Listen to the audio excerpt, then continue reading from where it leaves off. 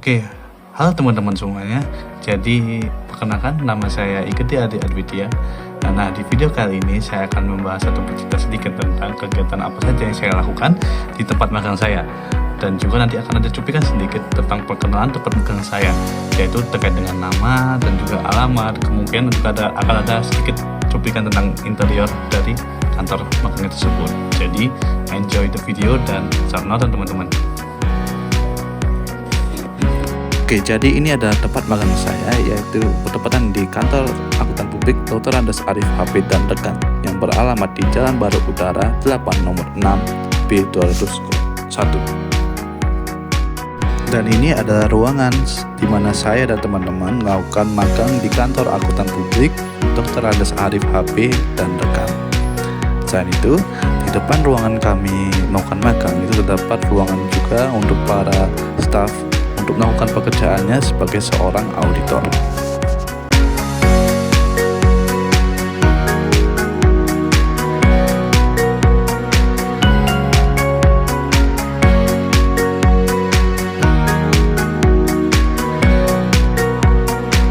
Oke, setelah tadi kita melakukan pengenalan tempat magang, di bagian selanjutnya kita akan membahas terkait salah satu kegiatan yang saya lakukan di KKP ini, yaitu pengerjaan KKP. KKP merupakan kertas kerja pemeriksaan, di mana KKP sendiri itu mencerminkan langkah-langkah audit yang akan diambil, informasi yang dikumpulkan, serta berisi kesimpulan yang diambil oleh auditor. Nah, kalau KKP sendiri itu dibagi menjadi 4 tahap. Yang pertama ada perencanaan, yang kedua adalah perencanaan audit, yang ketiga adalah tahapan pekerjaan lapangan, dan terakhir adalah tahapan pelaporan. Nah, 4 tahap ini akan dibahas di bagian selanjutnya. Jadi, kita bisa langsung ke bagian selanjutnya ya.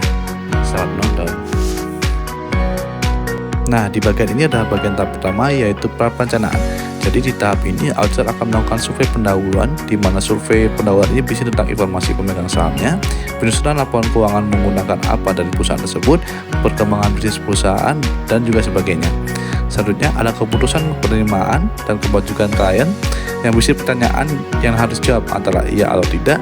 Berikutnya ada formulir penerimaan, penentuan risiko perikatan, pembuatan tim, jadwal audit, dan juga fee audit. Dan terakhir ada pernyataan independensi. Jadi di perencanaan ini lebih menekankan terhadap perikatan audit itu sendiri. Selanjutnya ada di tahap yang kedua, yaitu perencanaan audit. Di perencanaan audit ini akan dilakukan pemahaman terhadap bisnis klien, di mana di bagian ini akan terdapat informasi perusahaan mengenai proses bisnis perusahaan, yaitu perusahaan menjual apa, apakah barang atau jasa, terus juga ada terkait penanggung jawab entitasnya seperti informasi siapa komisaris utamanya, direktur utamanya, dan juga manajer keuangannya, dan masih banyak lagi. Selanjutnya ada pemahaman kebijakan dan proses akuntansi yang berisi informasi terkait pencatatan aktivitas utama yang berkaitan dengan siklus akuntansi dan juga siklus transaksi. Berikutnya juga yang terakhir ada analisis rasio keuangan dan juga penentuan tingkat materialitas. Berikutnya adalah pengerjaan tahapan pekerjaan lapangan. Di dalam pengerjaan ini itu terdapat pengujian di transaksi untuk setiap akun seperti akun dalam bagian neraca, yaitu kas dan setara kas, piutang usaha, persediaan, hutang usaha, dan modal saham. Selain itu terdapat pengujian terhadap akun laba rugi seperti pendapatan usaha, HPP, beban umum dan administrasi, dan juga yang lainnya.